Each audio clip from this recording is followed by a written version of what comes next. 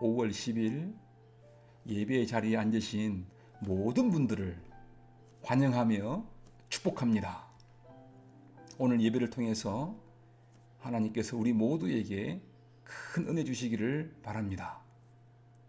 오늘은 하나님께서 우리에게 어머니를 주신 것을 감사하며 기뻐하며 예배합니다.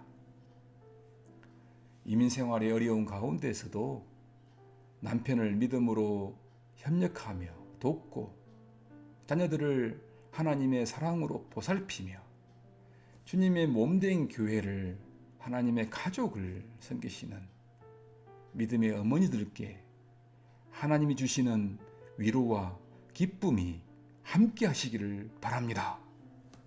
사랑하고 감사하고 축복합니다. 해피 마더스데이. 안식일의 주인이신 예수님이라는 제목으로 하나님 말씀을 전하겠습니다. 첫 번째, 안식일은 하나님이 첫 창조의 완성을 기뻐하고 축하하며 누리신 날입니다.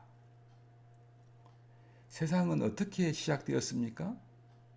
창세기 1장 1절은 세상이 어떻게 시작되었는지, 누구에 의해 창조되었는지 우리에게 알려주고 있습니다. 태초에 하나님이 천지를 창조하시니라. 누가 세상을 창조하셨다고 말씀하고 있습니까? 하나님입니다. 하나님이 세상을 창조하셨습니다. 또한 세상을 창조하신 하나님은 어떻게 존재하시는 분입니까? 1장 26절 하나님이 이르시되 우리의 형상을 따라 우리의 모양대로 우리가 사람을 만들고, 여기서 우리 즉 성부 하나님, 성자 예수님, 성령 하나님이 함께 이 세상을 창조하셨다는 것을 알 수 있습니다. 하나님은 또한 이 세상을 어떤 방법으로 만드셨습니까? 창세기 1장 3절에 하나님이 이르시되 빛이 있으라 하시니 빛이 있었고, 빛은 하나님의 첫 창조입니다. 첫 창조를 하실 때에 하나님이 빛이 있으라 말씀하시는 그 순간 빛이 만들어졌습니다. 그러므로 이 세상은 하나님의 말씀으로 만들어졌습니다. 그렇다면 이 세상은 며칠 동안 만들어졌습니까?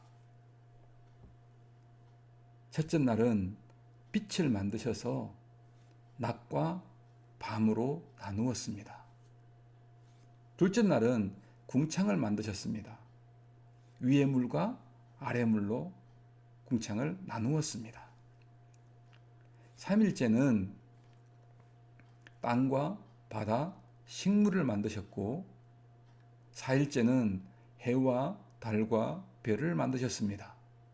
5일째는 새와 물고기를 만드셨고, 6일째는 짐승과 사람을 만드셨습니다.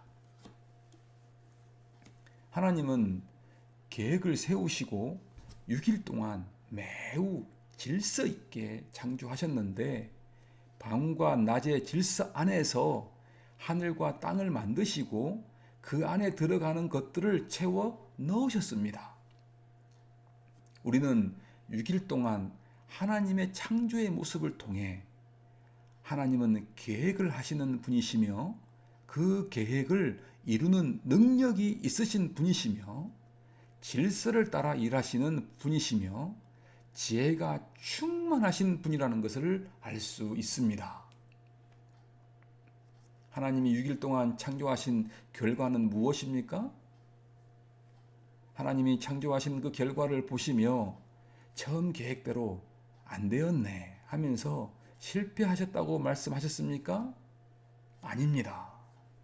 하나님은 6일 동안 창조하신 그 결과를 보시면서 이렇게 말씀하셨습니다. 좋았더라. 좋다. 하나님이 보시기에 좋은 세계였습니다. 우리가 현재 올림피아의 봄을 보면서 아름답다, 그렇게 감탄하는 것처럼 오케스트라에서 모든 악기들이 지휘자를 따라 조화롭고 질서 있게 자기 음을 내면서 아름다운 곡이 연주될 때 우리가 감탄하듯이 모든 피조물의 생명 활동이 자기 자리에서 질서 있고 조화롭게 활동하는 모습을 보시면서 하나님은 너무너무 좋아하셨습니다. 모든 피조물들은 도덕적이고 윤리적인 관계에서도 선하고 좋았습니다. 하나님 자신의 기준으로 볼 때 창조 세계는 보시기에 좋은 세계였습니다. 하나님이 지으시던 모든 일이 일곱째 날에 들어설 때 다 마치셨습니다. 그러므로 여섯째 날까지 천지와 만물이 다 이루어지니라 라고 말합니다. 일곱째 날은 천지 만물의 완성 이후에 이어지는 날입니다. 이 사실을 통해 우리는 창조에 대한 하나님이 일하시는 패턴을 알 수 있습니다.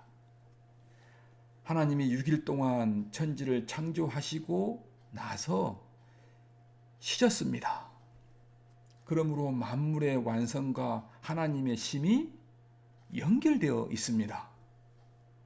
이 사실에서 알 수 있는 것은 하나님은 여섯째 날에 이어서 일곱째 날에는 또 다른 창조를 하지 않으셨습니다. 창조가 끝이 나고 완성되었습니다. 하나님이 안식함으로써 창조의 완성과 끝을 표현하시고 창조의 완성을 기념으로 안식함으로 축하하며 일곱째 날을 복주시고 따로 구별하셨습니다.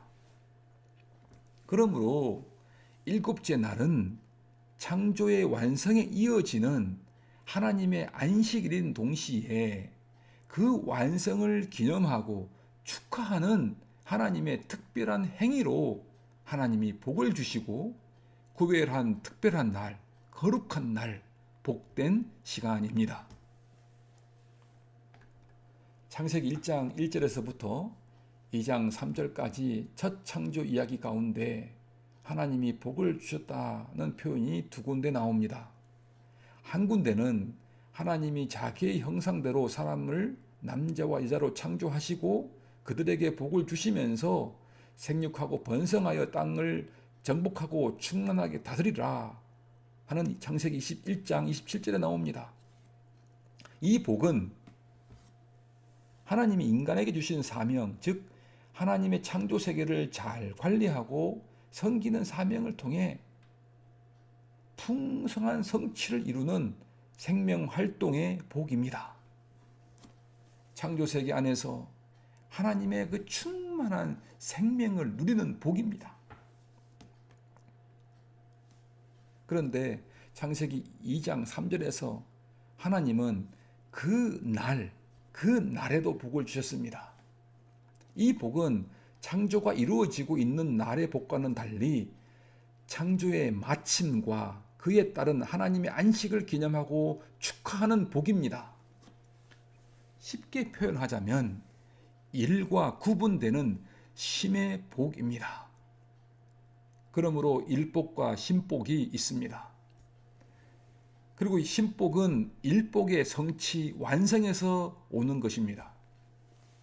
하나님은 6일 동안 열심히 일하셨고 7일째 쉼을 누리셨습니다.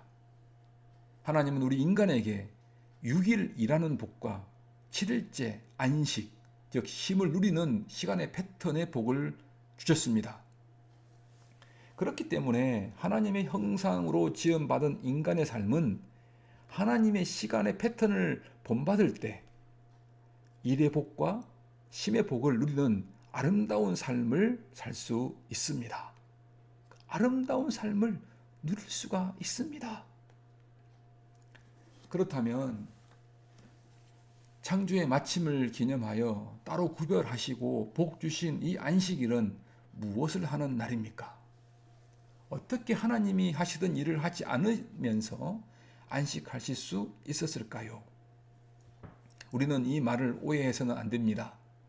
요한복음 5장 17절에 내 아버지께서 이제까지 일하시니 나도 일한다라고 예수님이 말씀하셨듯이 성부 하나님도 안식일에 일을 하십니다. 그러나 6일 동안 했던 그런 창조와 같은 일은 하지 않으십니다.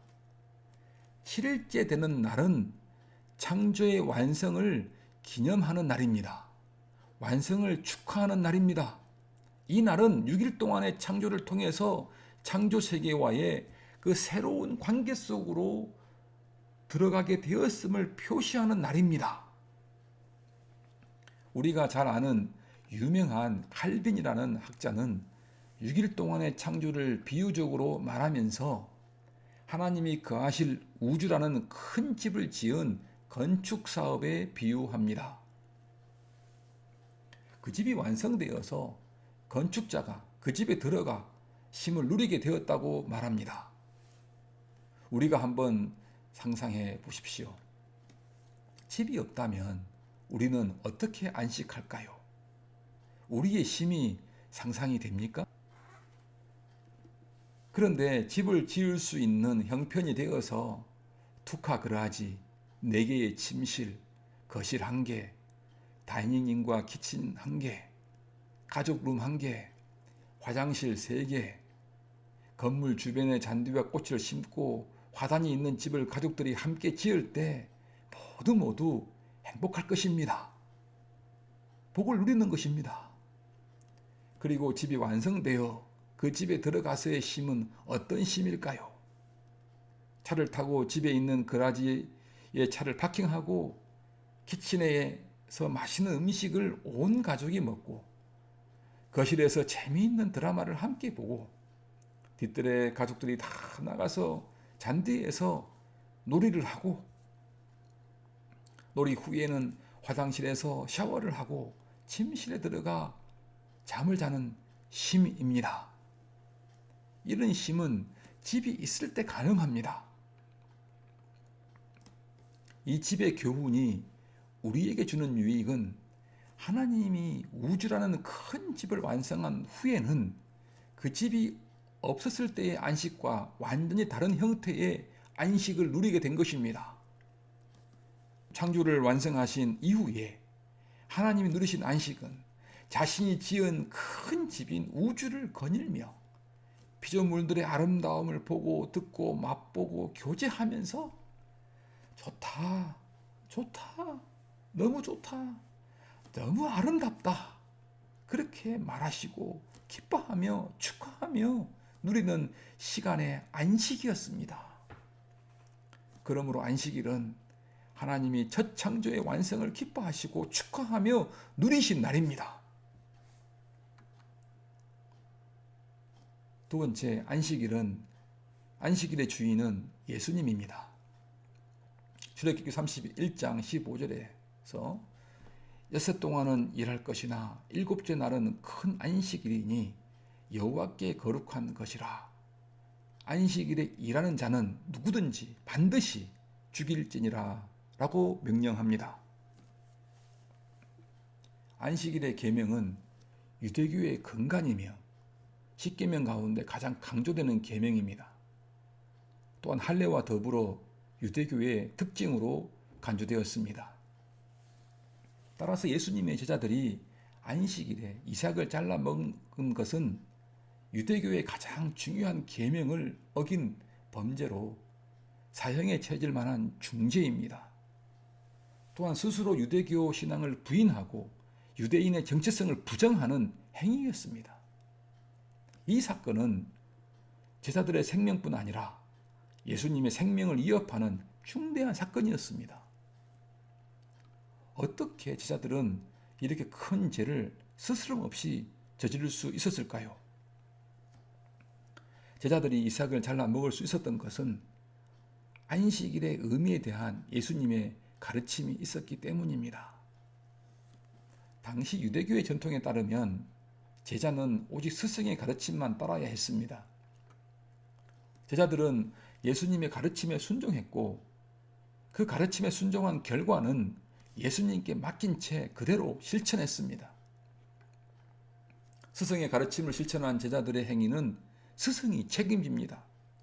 따라서 바리새인들이 예수님에게 당신의 제자들이 어찌하여 안식일에 해서는 안 되는 일을 하느냐고 질문한 것은 왜 그렇게 가르쳤냐고 예수님에게 책임을 묻는 것과 같습니다. 제자들의 행위를 보는 예수님의 그 시각과 바리새인들의 시각은 대조적입니다.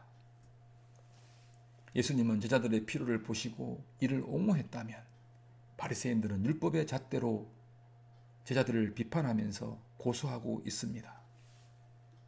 이 사건을 통해 드러난 예수님의 가르침은 두 가지입니다. 첫째는 주님은 안식일이 사람을 위하여 있다라고 선언하십니다. 모세 오경을 잘못 해석한 유대 교인들은 사람이 안식일을 위해 존재하는 것으로 해석했습니다. 사람에게 쉼의 축복을 주시려고 만드신 안식일이 사람을 구속하고 짐을 지우는 것으로 바뀌었습니다. 주님은 이러한 잘못된 것을 역전으로 비판하고 원래의 목적을 다시 선포하셨습니다. 가르쳐 주셨습니다. 둘째, 예수님 자신이 안식일의 주인이다라고 말씀하십니다. 안식일의 주인은 안식일 계명이 아니라 하나님이십니다. 인자가 안식일의 주인이라는 말은 예수님이 창조주라는 선언입니다. 예수님이 만물을 창조하신 온 우주의 주인이라는 뜻입니다. 이 진리는 안식일이 사람을 위하여 있다는 선언보다 훨씬 더 근원적입니다. 여러분 생각해 보십시오.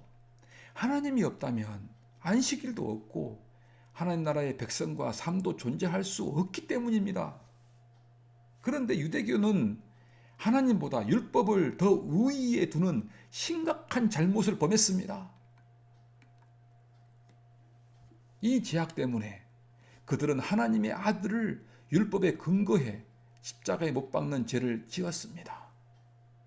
안식일의 주인인 주님을 안식일의 법의 잣대로 정죄한 것입니다. 하나님보다 우선한 그 어떤 것, 그 모든 것은 다 우상입니다. 하나님보다 우선하는 것을 위해 살고 있다면 그것은 철저한 우상 숭배입니다. 예수님은 이 사건을 통해 자신이 창조주이시며 안식일의 주인이신 것을 선포하시며 안식일을 정한 본래의 목적을 가르치시며 사람들의 삶을 바로잡아 주신 것입니다. 사람들의 삶을 회복해 주신 것입니다. 사랑하는 은혜와 평강교회 가족 여러분, 하나님은 6일 동안 세상 창조를 마치시고 좋다 하셨습니다. 7째 날에 그 창조 세계와 교제하시고 누리시면서 안식하셨습니다. 쉬셨습니다. 그러므로 창조주이시고 안식일의 주인이신 주님이 우리에게 힘을 주실 수 있습니다. 마태복음 11장 28절, 수고하고 무거운 짐진 자들아 다 내게로 오라, 내가 너희를 쉬게 하리라. 우리가 주님께로 가면 주님의 가르침과 인도하심 때문에 우리는 일과 쉼의 아름다운 리듬 가운데 살 수 있고 다른 사람들도 그렇게 복된 삶을 살도록 도울 수 있습니다. 또한 우리가 묶여있는 많은 것에서 노임을 받고 삶이 좋다, 참 좋다 하는 삶을 누릴 수가 있습니다. 그런 우리의 삶을 보시면서 하나님은 좋다, 참 좋다 기뻐하실 것입니다. 이 은혜가 우리 모두에게 함께 하시기를 바랍니다.